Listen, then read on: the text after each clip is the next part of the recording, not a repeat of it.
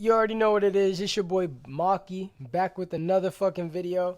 And man, oh man, look at the dude. Look at the dude. We have got to talk about Jimmy G. Um, First of all, I just want to say, Draymond Green, don't count your eggs before they hatch, cause you wrote Miami off, but my Heat wasn't ready to go. Shout out to Udonis Haslam. You know what I'm saying? Bro, it's like, I appreciate you for the motivation, because for real, when people count you out like that, when people count, I can't even freaking speak English, but when people count you out like that, I still said it wrong one more time. When people count you out like that, it gives you that extra initiative to either go harder or to pretty much fold or to pretty much, be what they define you by. But Miami wasn't having that. We went on a road today and won. Now, first, before we talk about Jimmy G, because I've got a lot of great things I want to say about him, let's go over the box score and talk about some key contributors to this game. So, let's look at it. So, from Miami side, we had Jimmy Butler with 47 points. PJ Tucker had 11 points with 5 rebounds, but his impact was very, very, very important. He got some very important rebounds late in the game and also did a very great job of drawing some fouls that was needed. He missed one free throw during that stretch, but he made the ones that count. Like I said, those possessions at the end really counted because Boston, they went on a run and they were really finding a groove, mostly due to Derek White. That man just couldn't miss. But, they were coming back and they were creeping back into the game and, at one point took the lead back. But like I said, PJ Tucker had a lot of key rebounds and had some important fouls where he had to go to the line and he did what he was supposed to do. Bam Adebayo had a relatively quiet game, with only 6 points and 9 rebounds. I think in Game 7, you'll see a little bit more of a dominant presence out of him. I just think that with the matchup against Robert Williams, he isn't as aggressive because, that length. But Bam had a decent game. I wouldn't say great.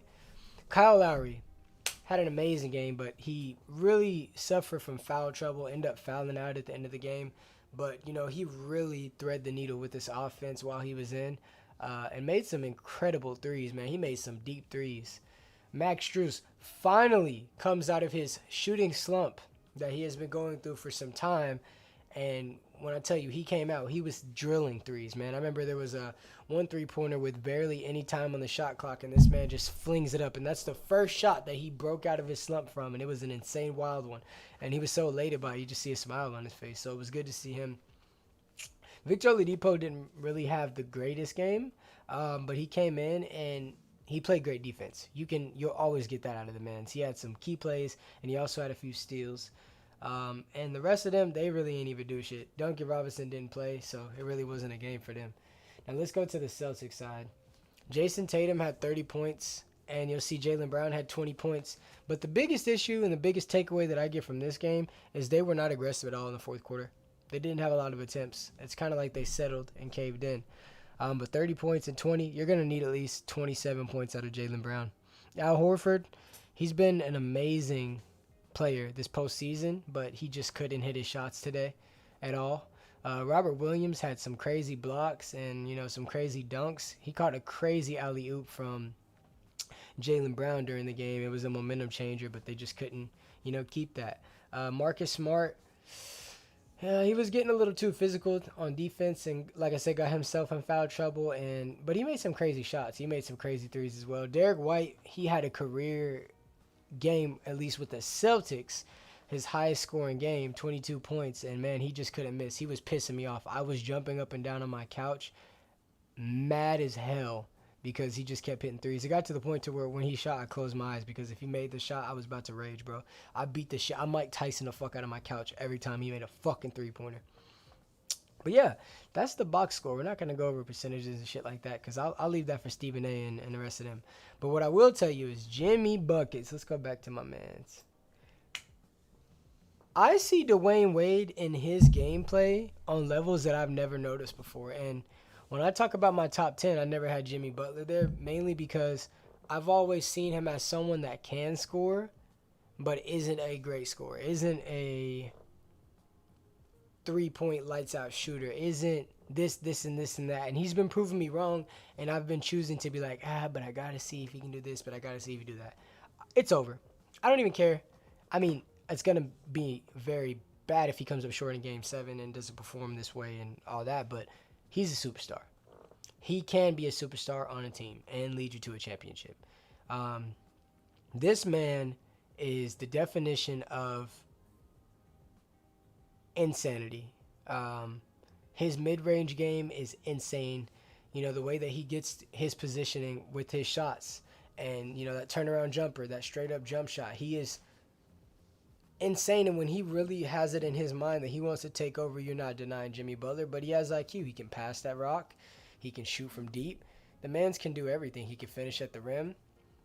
Jimmy G is dangerous, and I'm seeing that he's going to have another game like this, Game 7. Hopefully he can get some aid from his shooters, because I think the most key factor in them winning Game 7 will be Strus, Martin, and if Harrell comes back, him and Lowry hitting just at least three-pointers a pop.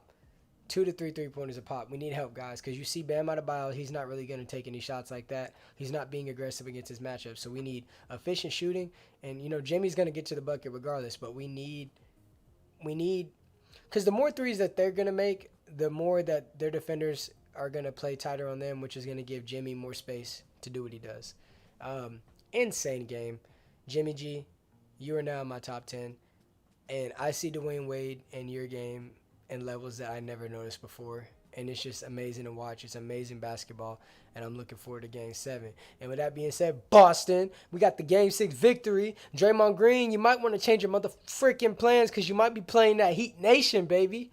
But yeah, with that being said, I'll catch you guys later. Side note, there was a lot of damn foul calls during that game, man. It was turning into, NFL Blitz back in the day. It was turning into NBA Blitz Street in this motherfucker. That shit was ridiculous, man. But Chicago Bulls would have loved those motherfucking refs. They wouldn't have called a damn thing.